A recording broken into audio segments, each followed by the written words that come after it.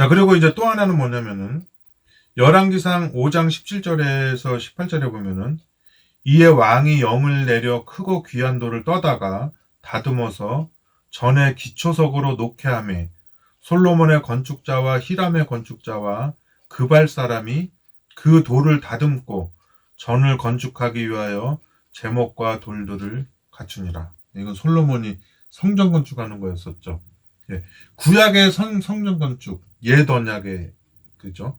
옛 언약의 성전 건축인데 왜 성전 건축을 하게 되냐면은 예수님이 이 땅에 오시지 않았기 때문에 예수님이 올 때까지 성전이라고 하는 것이 예수님의 어느 한 특성을 표상하는 거죠. 그래서 성전 시대가 계속 와가지고 이 당시에 로마의 속국으로 쓰면서 헤롯 왕이 뭐 했습니까? 헤롯 성전을 건축했죠. 46년 동안. 그래서 이 사람들이 그 암울한 분위기, 로마라고 하는 그 네 번째 짐승이잖아요. 네 번째 철나라. 그 나라에 대해서 정복당해서 막 핍박당하고 어려움을 겪고 있는데 이들은 뭡니까? 다니엘서를 연구하면서 메시아의 나라가 임하기를 굉장히 바라는 것입니다. 그래서 그들의 문화 가운데는 성전이 그렇게 중요해요. 예. 아시죠? 솔로몬이 성전을 건축하고 이방인들은 왔다 하면 성전을 파괴시키고 또 성전 때문에 막 다니엘이 기도하고 울고 막 이런 거 많이 있잖아요. 성전이 파괴되는 거. 그래서 이 절망에 빠져 있는 이스라엘 사람들, 억압에 눌려 있는 이스라엘 사람들이 유일하게 희망을 가지고 바라볼 수 있는 게 뭐냐면 성전이었는데 그 성전을 또 이 성전을 예수님이 또 이렇게 약간 뭡니까? 완전히 그 멸시하는 듯한 얘기를 하게 되는 거죠. 예. 그래서 이 성전이 바로 예수님을 가르치는 게 새 언약에서 옛 언약에서는 성전이고 새 언약 가운데서는 예수님 자체가 성전이신 거죠. 영적인 성전. 그렇기 때문에 이 성전의 모든 것을 가지고 투자하고 외국인들이 오든지 자국인들이 오든지 전부 다 그 성전을 바라보면서 그 어마어마한 찬란한 성전을 바라보면서 자부심도 느끼고 희망도 느끼고 했는데 예수님이 그 성전 문화도 당신이 원형으로서 그거를 폐하는 장면을 보면서 유대인들의 분노를 또 가지게 되는 것입니다. 여기 에베소서 2장 20절에서 22절에 보면 너희는 사도들과 선지자들의 터 위에 세우심을 입은 자라 그리스도 예수께서 친히 모퉁이 돌이 되셨느니라. 예. 예, 여기도 아까 열왕기상 5장 17절 18절에서도 기초석이 나왔죠. 그죠? 예, 그런 기초석을 이사야서가 먹어보면은 그 건축자들이 그걸 버렸다 그래요. 예, 이스라엘 사람들이 이제 영적 성전 건축을 하는데 그 너무나 큰 돌이 있어가지고 안 맞아 떨어져서 버렸는데 그 성전을 정해진 장소에다 세우는 것이 아니라 그 버려진 장소에다가 그 성전을 기초석으로 해서 성전을 짓게 되는데 그 얘기를 이제 표상적으로 이제 하게 되는 거죠. 그래서 에베소서 2장 20절에서 22절에 보면 너희는 사도들과 선지자들의 터 위에 세우심을 입은 자라 그리스도 예수께서 친히 모퉁이 돌이 되셨느니라. 그의 안에서 건물마다 서로 연결하여 주 안에서 성전이 되어가고 너희도 성령 안에서 하나님의 거하실 처소가 되기 위하여 예수 안에서 함께 지어져 가느니라. 무슨 얘기인지 아시겠죠? 그래서 베드로전서의 2장 4절에서 5절에도 의미 있는 얘기가 나옵니다. 의미심장한 얘기요. 사람에게는 버린 바가 되었으나 하나님께는 택하심을 입은 보배로운 산돌이신 예수에게 나와. 우리 리빙스톤이라는 이름도 있죠. 예, 산돌. 왜 산돌이라고 쓰냐면은 이 구약에서는 죽은 돌을 가지고 성전을 건축했잖아요. 신약에서는 살아있는 사람을 각 이게 돌처럼 여기는 거예요. 리빙스톤. 베드로 자체도 돌이잖아요. 예, 그래서 너희도 산돌같이 신령한 집으로 세워지고 예수 그리스도로 말미암아 하나님이 기쁘게 받으실 신령한 제사를 드릴 거룩한 제사장이 될지니라 그랬어요. 신령한 돌. 예, 살아있는 돌이죠. 그러니까 여러분과 저가 완전히 그 하나님의 성전을 있는 돌이에요. 그것이 다 연결해서 이제 성령 안에서 하나가 되어가는 과정. 그것이 이제 기독교에서 말하는 영적 성전인 거죠. 구약에서는 돌로 지은 성전이라서 매년 그 절기만 되면 그 예루살렘 성전으로 가서 뭐 예배드리고 통곡해서 기도도 하고 하지만은 우리는 그럴 필요가 없는 게 우리 자체가 하나님의 영이 거하시는 이 하나님의 전이기 때문에 그 전이면서 또 돌이기 때문에 우리가 다 연결하면서 성전이 되어가는 것입니다. 자, 성전의 의미에서 이게 성전 건축의 의미에서 이렇게 우리가 그리스도인들이 하나하나 돌이 돼서 이렇게 연결해가는 그 영적 성전이 있고 또 하나는 뭐냐면 개인적으로 개인 우리가 백조개의 세포로 돼 있다고 그랬죠. 우리가 궁전에 가면 벽돌이 얼마나 멋있어요. 대리석도 있고 그거보다 더 좋은 게 우리 세포죠. 우리 세포 백조개의 세포로 돼 있다고 그랬죠. 백조개는 1초에 하나씩 떼어내면 4만 년 걸린다고 그랬죠. 어마어마한 양의 벽돌이 있는 것입니다. 살아있는 벽돌이죠. 뭐 핵이 있고 뭐 미토콘드리아, 소포체, 골지체 뭐 여러 가지 많이 있잖아요. 이거가 백조개로 쌓아진 어마어마한 성전이죠. 거기에 이 몸을 만들어주신, 마음을 만들어주고, 사랑을 만들어주시고, 믿음을 만들어주시고, 소망을 가지게 해주시고, 여러 가지 눈에 보이는 건 안 보이는 것, 그 어마어마한 걸 만들어주신 하나님을, 찬양하는, 그게 있는 거죠. 이 안에서.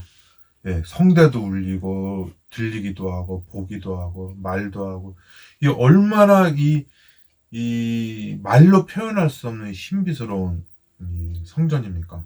그리고 하나님이 만들어진 성전을 가지고 음성을 가지고 하나님을 찬양하고 그 눈으로 하나님이 창조하신 걸 보고 또 듣고 하면서 살아가는 것이죠. 이렇게 귀한 몸을 내가 가졌고 그리고 바깥을 바라보면 이렇게 귀한 몸을 가진 존재들이 막 엄청나게 길거리에 있잖아요.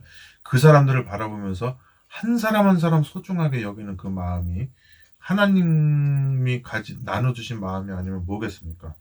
그것이 하나님이 세상을 이처럼 사랑하사 독생자를 주셨다고 하는 그 마음에 비슷한 마음이죠. 크기 차이는 있을지 모르지만은. 그래서, 여기 고린도후서 5장 1절에 보면, 만일 땅에 있는 우리 장막집이 무너지면 하나님께서 지으신 집, 곧 손으로 지은 것이 아니요 하늘에 있는 영원한 집이 우리에게 있는 줄을 아나니. 우리는 이 땅에서 그 생로병사의 세상에 태어나서 죽게 되죠. 죽습니다. 그러면서 이제 백조개 세포가 다 흐물흐물 다 무너져 버리잖아요. 그래서 이 땅에 와서 우리가 왠지 죽게 되는 겁니다. 그래서 예수님께서 이 땅에 오셔가지고 너희가 이 성전을 헐라 내가 사흘 만에 일으키리라. 이 세상에 있는 모든 사람들은 헐어짐을 당해죠. 하지만 그 사람들이 한 번 태어나서 죽고 다 끝나는데 예수님은 다른 죽음을 보여주는 거예요. 그 죽음이 뭐냐면 예수님이 돌아가신 다음에 부활이라고 하는 사람들이 도무지 기대할 수 없고 예상할 수도 없고 그토록 원하지만 우리가 생각하는 건 뭐 그냥 하늘나라 가서 뭐 잘 살 겁니다. 이렇게 하는 그냥 축복하는 의미에서의 그런 거지.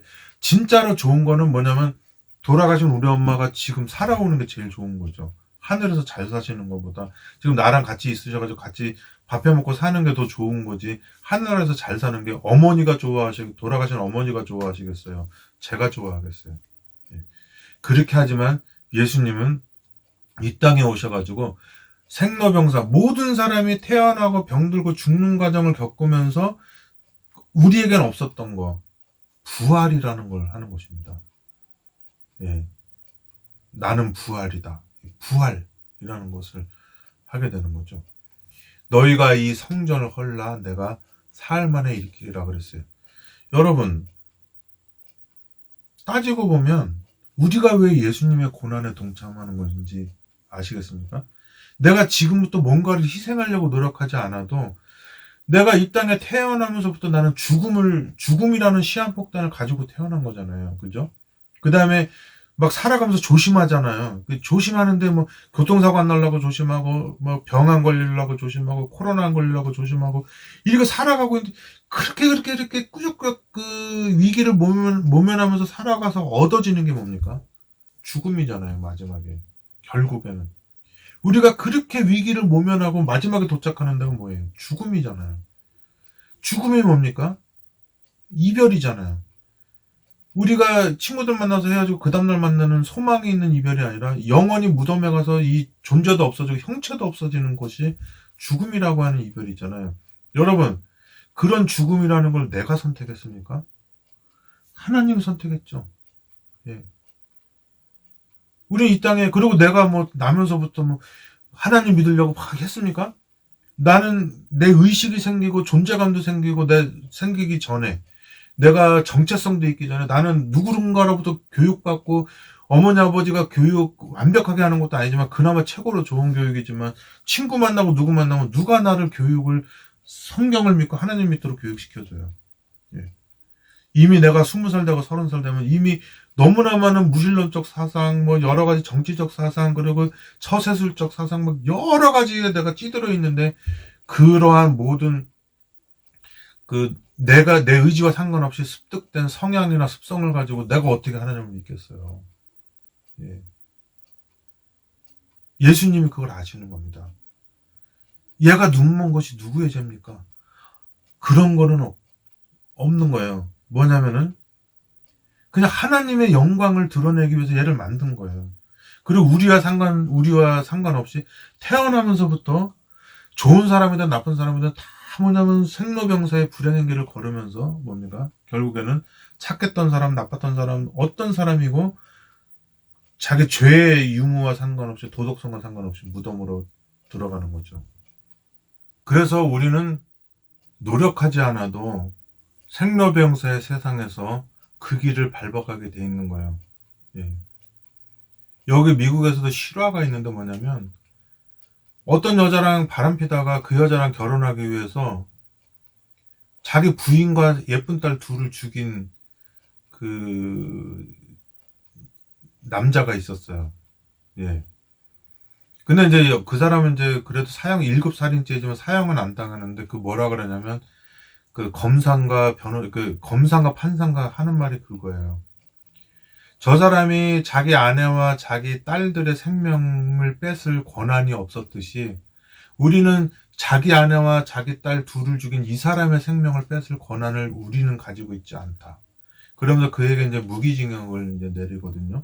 근데 재판이 열리면은 미국은 좀 달라가지고, 왜 사형을 시킬 때도 왜 뭐 이렇게 관련자들 참가하게 하잖아요. 왜 그런 것도 있고, 또 뭐냐 재판할 때 그 피해자 가족, 뭐 가해자 가족이 이렇게 오게 되는데, 그 이제 막 피해자 가족 중에서 그러죠. 너는 절대 용서받지 못한다. 막 죄를 가장 큰 벌을 주세요. 막 이렇게 하는데, 그 아내를 죽이고 예쁜 딸, 어린 딸 2명을 죽인 그 아들한테 그 부모가 이렇게 말해요. 아들아, 네 죄는 용서받아졌다. 다 그러는 거죠. 예. 아들아, 네 죄는 용서받아졌다. 예. 엄마가 그렇게 하는 거예요. 근데 엄마가 무슨 권한이 있어서, 뭐 엄마가 용서할 수도 있는, 감옥 가서 지금 무기징역 살고 있어요. 근데 무기적을 살던, 석방이 되던 뭐 하든, 엄마는 뭐냐면 네 죄는 용서되어졌다, 이렇게 얘기를 하는 거죠. 예수님 하나님 의존하지 않고 자기 안에서 어머니의 사랑이 그를 용서한 거예요. 비현실적이고 비이성적이고 비양심적인 말이죠. 누가 들어도. 하지만 그렇게 말하는 어머니에게 나쁜 말하는 사람 단 한 명도 없어요. 왜냐면 그거는 엄마가 그렇게 말하는 건 너무나도 당연한 거니까. 근데 이 세상에 하늘과 이 땅을 통틀어서 엄마의 사랑을 대표하는, 이 세상과 하늘과 이 세상을 통틀어서 하나님의 사랑을 하나님의 사랑을 가장 잘 나타내는 존재가 엄마라고 하잖아요. 엄마의 사랑이 범죄한 세계, 범죄하지 않은 세계 통틀어서 하나님과 가장 흡사한 마음이 엄마의 마음이라고 하는 것입니다. 그 엄마가 잊을지라도, 이사야서에 나오죠. 나는 너희를 잊지 아니하리라고 했습니다. 여러분, 자기 아내를 죽이고 자기 손자이기도 하죠. 손녀죠. 얼마나 예쁜지 몰라요. 저거 봤거든요, 동영상으로. 너무 예뻐요, 애들이. 애교도 많고. 걔네들을 이게 살아있는 걸 막 아빠만 하면서 막 이렇게 애교 떨고 하는 거를 죽기 직전까지도 아빠를 믿고 있던 애들을 죽이는 그런 장면까지, 이제 그런 것까지 다 이렇게 이제 한 아빠인데도 엄마에게 있어서는 그의 아내보다도 그의 자기 친손녀들보다도 자기 아들, 너의 죄는 용서되어졌다. 하지만 그 아들이 지은 죄에 대해서, 저는 그 동영상 보고 그냥 잊어버렸지만, 그 아들이 지은 죄에 대해서 가장 가슴 아파했을 사람은 누구예요? 엄마예요. 또 용서하신 분이 죄에 대해서는 제일 슬퍼하는 거죠. 예.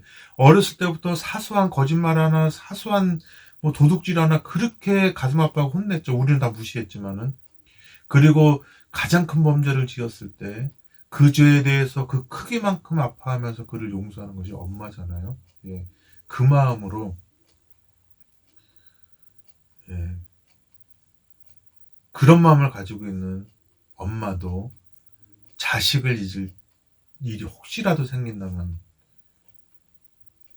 있을지는 몰라도 나는 너희를 잊지 아니하리라 하신 분이 바로 하나님이시고, 그 하나님이 우리 인간의 모양으로 내려오셔가지고 그 영원하신 사랑을 이루신 것이 바로 십자가인 것입니다. 죄가 영원히 속했어요. 죄가 영속되며 이상과 예언이 응하며, 이 기름 부음 받은 자, 이 그리스도께서 우리를 위해서 돌아가신 것이죠. 그 일을 다 이루신 거예요. 예. 창세기에 우리를 창조해서 다 이루고 보시기에 좋아하셨던 그 기쁨보다 잃었던 자를 다시 찾은 그 기쁨, 훨씬 더 크고 가슴 아프고 은혜가 많고 감동이 깊은 그런 구원이 되는 거죠. 여러분, 요한복음 2장에는 그런 의미가 담겨져 있는 거예요. 요한복음 2장. 어머니, 내가 한 일의 절반 때 이제 죽을 건데, 지금 한 일의 시작점입니다, 어머니. 지금 그동안에는 이 사람들이 희망과 소망을 가지고 먼 훗날에 나타날 이 나의 십자가를 바라보면서 그 소망을 가지고 이 전제를 드리고 소제를 드리고 양을 잡아 드리고, 예, 다 절기마다 모여가지고 성전을 향해서 기도하고 했지만, 이제 그 성전이 가르치는, 그 포도주가 가르치는 그 존재, 그 존재가 이 땅에 와가지고 이제 십자가에 달려서 진짜 인간의 모든 죄를 짊어지고 돌아가는 그 날, 그것 때문에 모든 과거, 현재, 미래의 모든 인류가 절대적인 희망과 소망을 가지게 될 그 사건, 예, 그 사건은 한일의 절반에 있을 일입니다. 이렇게 하는 거죠. 너희가 이 성전을 헐라. 내가 너희들도 생로병사로 끝나는 것이 아니라 그 아무것도 없이 먼지가 되었을지라도 다시 모아서 사람으로 만들고 예전에 살던 육체보다 훨씬 더 강력한 생명력을 가지고 있는, 활력을 가지고 있는 존재로 만들어서 저 하늘에서 영원히 살게 하겠다. 그런 소망에 담긴 부활을 내가 하게 될 것이다 하는 얘기를 하는 것이죠. 두 가지. 내가 이 땅에 구약에서 가르치는 바 이 새 언약, 새 포도주를 주기 위해서 이 땅에 왔다는 거. 두 번째는 생로병사의 세상에서 이 사로 끝나는 이 세상에 살고 있는 사람을 대신해서 내가 죽고, 그리고 너희들도 나와 같이 죽었지만 그대로 죽음으로 끝나지만 나를 믿는 자는 죽어도 살겠고, 예, 부활을 하게 하는 그런 죽음을 가지게 되는 거예요. 그래서 우리는 예수님을 믿음으로 말미암아 무슨 소망이 생기냐면, 모든 사람하고 똑같이 생로병사로 죽게 되지만 예수님을 믿는 자기 때문에 죽어도 살겠고라는 소망을 가지고, 내가 언젠가 내가 나도 숨이 끊어서 죽게 되면 내가 그 죽기 전에 가졌던 소망과 믿음, 이런 거를 인해서 우리 주께서 나에게, 예, 새로운 몸을 주고 나를 살게 한다. 사랑하는 가족과 함께 영원히 눈에서 눈물을 거두게 하시고 모든 슬픔과 아픔과 헤어짐과 이별 이런 모든 것이 없어진 그런 세상에서 영원히 살게 하는 그런 부활의 삶을 가지게 한다는 그 소망을 가지게 하는 거죠. 자, 제가 이제 요한복음 2장을 읽을 겁니다. 이 요한복음 2장을 읽을 때 여러분들이 지금 제가 앞에 말한 걸 잘 아셨다면은 요한복음의 의미가 정말 그 영적인 비수처럼 나의 심령을 쪼갤 것입니다. 그 쪼개짐은 어떤 절망적인 쪼개짐이 아니라 마치 과일이나 뭔가가 터져가지고 향기가 나듯이 그런 희망의 향기가 나는 그런 쪼개짐이 될 것입니다. 요한복음 2장 제가 여러분들한테 읽어드릴 때 지금까지 얘기한 이야기를 가슴에 품고 그 얘기를 들으시면 정말 감동스러울 것입니다. 자, 오늘 요한복음 2장 이것으로 마치고 또 다음 시간에 뵙도록 하겠습니다. 요한복음 2장 사흘 되던 날에 갈릴리 가나에 혼인이 있어 예수의 어머니도 거기 계시고 예수와 그 제자들도 혼인의 청함을 받았더니 포도주가 모자란지라. 예수의 어머니가 예수에게 이르되 저희에게 포도주가 없다 하니 예수께서 가르사대 여자여 나와 무슨 상관이 있나이까. 내 때가 아직 이르지 못하였나이다. 그 어머니가 하인들에게 이르되 너희에게 무슨 말씀을 하시든지 그대로 하라 하니라. 거기 유대인의 결례를 따라 두세 통 드는 돌 항아리 6이 놓였느니라. 예수께서 저희에게 이르시되 항아리에 물을 채우라 하신즉 아구까지 채우니 이제는 떠서 연회장에게 갖다 주라 하심에 갖다 주었더니 연회장은 물로 된 포도주를 맛보고 어디서 났는지 알지 못하되 물떠온 하인들은 알더라. 연회장이 신랑을 불러 말하되 사람마다 먼저 좋은 포도주를 내고 취한 후에 낮은 것을 내거늘 그대는 지금까지 좋은 포도주를 두었다 하니라. 예수께서 이 처음 표적을 갈릴리 가나에서 행하여 그 영광을 나타내심에 제자들이 그를 믿으니라. 그 후에 예수께서 그 어머니와 형제들과 제자들과 함께 가버나움으로 내려가 거기 여러 날 계시지 아니하시니라. 유대인의 유월절이 가까운지라 예수께서 예루살렘으로 올라가셨더니 성전 안에서 소와 양과 비둘기 파는 사람들과 돈 바꾸는 사람들이 앉은 것을 보시고 노끈으로 채찍을 만드사 양이나 소를 다 성전에서 내어 쫓으시고 돈 바꾸는 사람들의 돈을 쏟으시며 상을 엎으시고 비둘기 파는 사람들에게 이르시되 이것을 여기서 가져가라. 내 아버지 집으로 장사하는 집을 만들지 말라 하시니 제자들이 성경 말씀에 주의 전을 사모하는 열심이 나를 삼키리라 한 것을 기억하더라. 이에 유대인들이 대답하여 예수께 말하기를 내가 이런 일을 행하니 무슨 표적을 우리에게 보이겠느냐. 예수께서 대답하여 가르사대 너희가 이 성전을 헐라. 내가 사흘 동안에 일으키리라. 유대인들이 가로되 이 성전은 46년 동안에 지었거늘 내가 3일 동안에 일으키겠느냐 하더라.